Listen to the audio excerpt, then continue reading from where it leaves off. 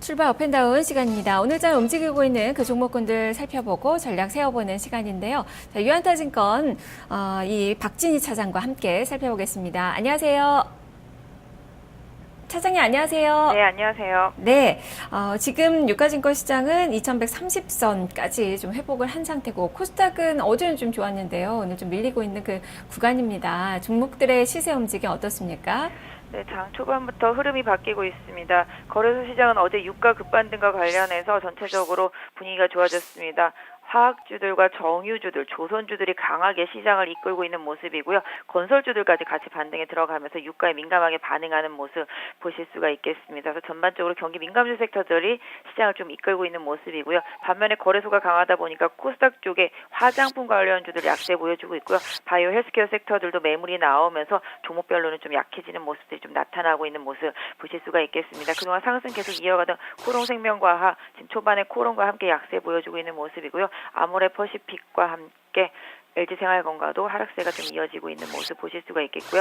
오늘 다음 카카오도 좀 약세를 보여주면서 전체적으로 코스닥 종목들에 대한 약세 분위기가 좀 이어지는 모습 보실 수가 있겠고요. 거래소 쪽은 아까 말씀드린 대로 전체적인 강세 흐름과 함께 그동안 상대적으로 못 올랐던 내수 섹터 일부가 좀 시장을 좀 따라가는 모습들이 좀 나타나고 있습니다. 특히 조선주의 강세가 오늘 좀 눈에 띄고요.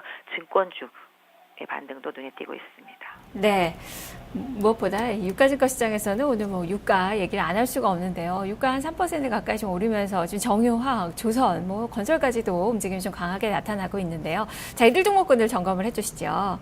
네, 시장에서 상당히 많이 눌렸었죠. 수급적으로 상당히 많이 눌렸었고 코스닥 시장에서 바이오, 제약, 헬스케어, 화장품 주식들의 강세와 맞닥뜨려지면서 유가증권 시장에서의 지금 경기 민감주 섹터들 방금 말씀하신 조선, 철강, 건설, 화학, 정유 이 섹터들이 모두 약했었는데요. 오늘 좀 반등에 나서고 있습니다. 유가가 강하게 반등에 나선 만큼 해당 종목들이 지금 반등이 나타나고 있는 모습인데요. 어제 종가까지 확 밀었던 것을 감안하면 아침부터 갭상승해서 올라왔기 때문에 따라 사신 분들이 거의 없지 않을까라고 생각할 만큼 시장이 상당히 좀 개인 투자자분들이 좀 뒤통수를 치는 그런 모습이 나타나고 있는데요. 어제 선물에서 외국인들 상당히 많이 매도하다가 오늘 다시 강하게 매수하는 모습과 함께 현물도 같이 매수에 나서고 있는 모습을 보실 수가 있겠고요. 기관도 투신과 연기금을 중심으로 해서 거래소에 유입이 되고 있습니다. 코스닥 쪽에 특히 외국인 200억대 매도하고 기관이 80억대 매도를 하는 모습이 나타나고 있어서요. 경기 민감주들이 특히 외국인과 기관의 매수세가 시장에서 계속 이어진다라면은 추가적인 반등을 좀 이어갈 수도 있을 것 같은데요.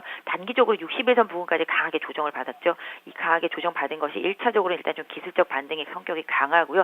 21선 부근 정도까지 회복력을 좀 더 관련주들을 좀 가지고 계신 분들은 좀 체크해 보셔야 될 것 같은데요. 어차피 유가에 연동한 종목군들이기 때문에 유가의 방향성 그대로 탈 것으로 보여지고 있기 때문에 일단 좀 유가의 방향성과 함께 낙폭 과대주들은 일단은 좀 급락에 대한 기술적 반등과 함께 21선 부근까지의 기술적 반등 한번 체크해 보시는 게 좋을 것 같은데요. 특히 급락을 많이 한 조선주 섹터들이 상당히 좀 강하게 오르고 있다라는 점도 관점 포인트가 될 것 같습니다. 네.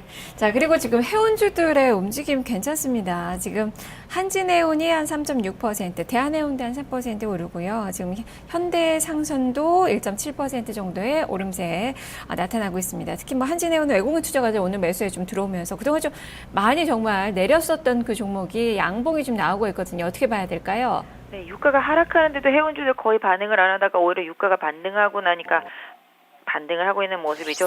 유가보다는 심리적인 부분이 많이 컸던 모습이고요. 일단 경기에 대한 기대감, 소비의 증가세 이런 부분들로 인한 기대감들이 전체적으로 경기 회복 사이클에 맞는 해운주들 물동량의 증가 이런 부분들에 좀 기대감이 있는 것 같습니다. 한진해운도 어제 급락 이후에 좀 반등이 나오고 있는데요. 역시 마찬가지로 민감주 섹터들은 대부분이 다 21선이 꺾여 있는 상태이기 때문에 1차적으로 대부분 21선을 중심으로 한 기술적인 반등을 좀 보시는 게 좋을 것 같은데요. 한진해운도 일단 단기적으로 7,200원권의 저항대가 있다라는 점, 현대상선도 9,600원대에 저항대가 있다라는 점 염두에 두실 필요가 있겠고요. 대한해운은 좀 반대로 유가하고 방향성을 좀 같이 하는 그런 경향을 보이는 종목입니다.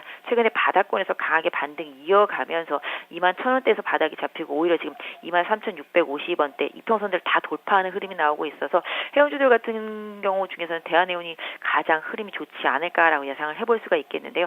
가격적으로는 23,000원만 깨지 않는다라면은 긍정적인 흐름 좀 이어가시는 전략이 좋을 것 같고요. 대한해운도 24,000원대 안착하면 25,000원대 이상 충분히 가능하고 추세를 좀 이어갈 수 있기 때문에 꾸준히 좀 관심 있게 보실 필요가 있을 것 같습니다.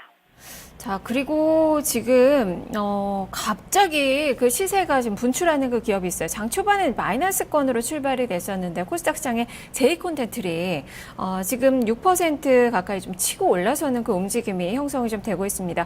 어제 상한가 시세 나왔었고요. 영화산업 호황의 수혜주로 분류가 되고 있는 그 상황인데, 이 종목도 전략 제시를 해주시죠. 네, 대단하네요. 어제 상한가였었는데 장 마감하고 유상증자 발표 나오면서 급락했다가 다시 또 급반등하는 그런 모습입니다.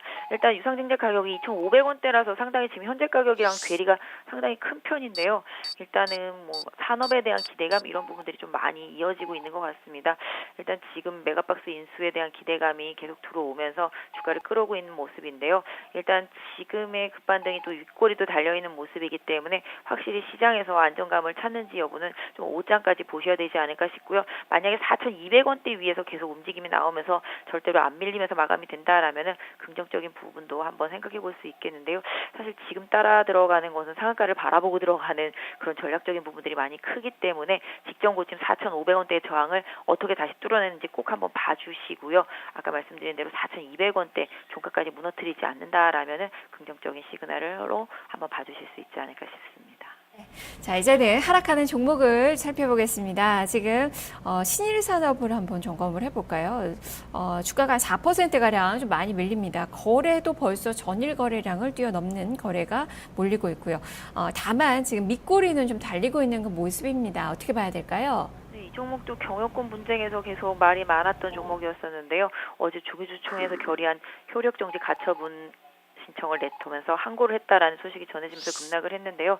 저도 내용은 자세하게 안 봐서 모르겠는데 경영권 분쟁 이슈로 상당히 급등을 하면서 올랐던 만큼 새로운 또 국면으로 접어들면서 시간이 좀 지연되는 그런 모습들이 나타나면서 실망 매물이 좀 나온 게 아닌가라고 보여지고 있습니다. 단기적으로는 1,800원 선의 지지선이 좀 설정이 될 수 있을 것 같아요.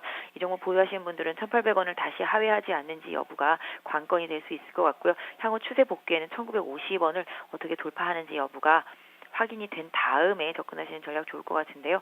일단은 이 종목도 경영권 분쟁에 대한 이슈가 계속적으로 되고 있는 종목이기 때문에 그 내용을 좀 꼼꼼히 살펴보시고 대응하실 필요가 있을 것 같습니다. 네, 오늘 화장품주들 전반적으로 다 눌립니다. 지금 한국 화장품 제조 한 3에서 4% 이상 떨어지고 있고 한국콜마도 지금 2% 넘게 좀 밀리고 있고요. 전반적으로 다 파란색을 띠고 있는데요. 이 종목군들에 대한 전략도 제시를 해주시죠. 수급 때문이겠죠. 기본적으로 지금 거래소 쪽으로 이동하다 보니까 코스닥에서 그동안 많이 올랐던 화장품 섹터 쪽으로 매물이 나올 수밖에 없는 구조라고 보여주고 있습니다. 대장주 역할을 하는 아모레퍼시픽과 LG생활건강이 약세를 강하게 좀 이어가면서 이런 부분들이 주가에도 영향을 미치면서 주변 주들로 좀 약세가 이어지고 있습니다. 관련한 되어 있는 화장품 관련 주들도 꾸준히 좀 약세 보여주면서 한국콜마 등 제니 다 내려오고 있는 모습이죠. 그래서 이렇기 때문에 일단은 아모레퍼시픽이 돌아서기 전까지 화장품 섹터 주들은 조금 관망하시면서 아모레퍼시픽이 반전하는 모습을 좀 확인하시고 접근하실 필요가 있지 않겠나 싶고요. 일단은 좀 오늘은 좀 관망하시는 게 좋지 않을까 싶습니다.